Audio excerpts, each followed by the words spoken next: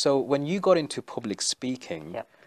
how did you manage to perceive yourself being in that kind of a situation, doing public speaking? I mean, you mentioned that you helped inspire people on a one-to-one basis, but public speaking is one of those things, and I'm sure there'll be people watching this who may be aspiring public speakers. They want to get into public speaking, but they just haven't moved to that level, or haven't broken those shackles of resistance, or limitations as we call them.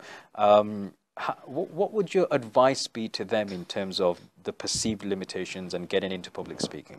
Yeah, I mean, public speaking. So first of all, it was not natural for me to do public speaking, because coming from an IT background, I'm more used to writing C# code and communicating with Techie computers stuff, than communicating with people. So I remember, heading over to a Toastmasters meeting, if you're Okay. familiar, which is just a very small public speaking meetup. Okay.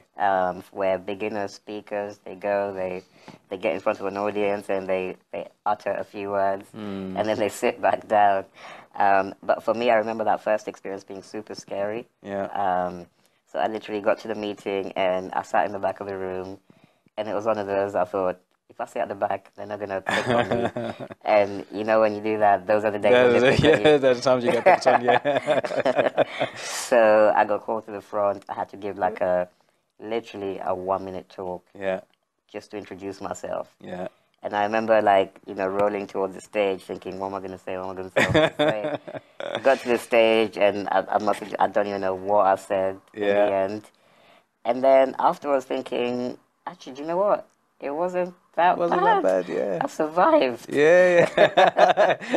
You live to tell the tale, exactly. And I just got, such a rush and such a buzz from it that I started doing it again and again. And then eventually that's when I combined that whole idea of, taking my inspiration to public speaking and trying to reach You wider did your audiences. TED Talk. So you got to a stage where you've got a multinational kind of a platform there, isn't it? Because they spread you out everywhere, don't they, with their YouTube channel and everything. They promote you. How did you get to get onto the TED Talk? How did you land that gig? Yeah, and actually the TED Talk it's a funny story because it came quite early in my speaking career. So I was working with a coach. How long ago was it? It was in April. Oh, okay. Yeah, so you're still quite new to I've only been speaking for about a year or so. Wow. But it just feels like I've done a lot in a short space of time. Yeah, well, you have. Yeah, you have. Yeah, so, and I've been fortunate. But with the TED Talk, I was working with a coach, and he was like, so what's your sort of 5-year goal with speaking? As I was starting out. Yeah. And I said, I'd really like to have done a TED Talk in the next 5 years. That would be so cool. Yeah. And he was like, yeah, but what's actually stopping you from doing it now?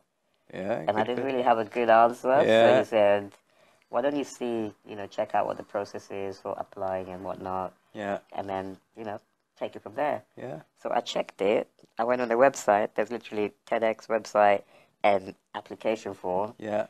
And I just filled out the application form.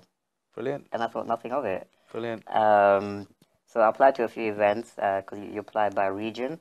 Okay. Yep. So you choose your region, but I just did multiple. I think I sent about 20 applications. Oh, wow. in total. Okay. And then I just left it and forgot about it for a few weeks. And then I got an email back from one of the regions saying, hey, are you still interested? Wow. And now my heart was beating, right? Because I didn't. This was like a 5-year goal for me. Yeah. And I was thinking, oh my God, I'm going to be on the TED platform. Yeah. So soon, am I ready? Yeah. I had all these limiting beliefs, like, am I going to be good enough? Brilliant. But, eventually I did it, and it's been so well received. And it just shows the power of stepping out of your comfort zone as well. And not waiting to have all your ducks lined up in a row, which I think a lot of people do. And then, that perfect moment, sometimes it never comes. It never comes, yeah.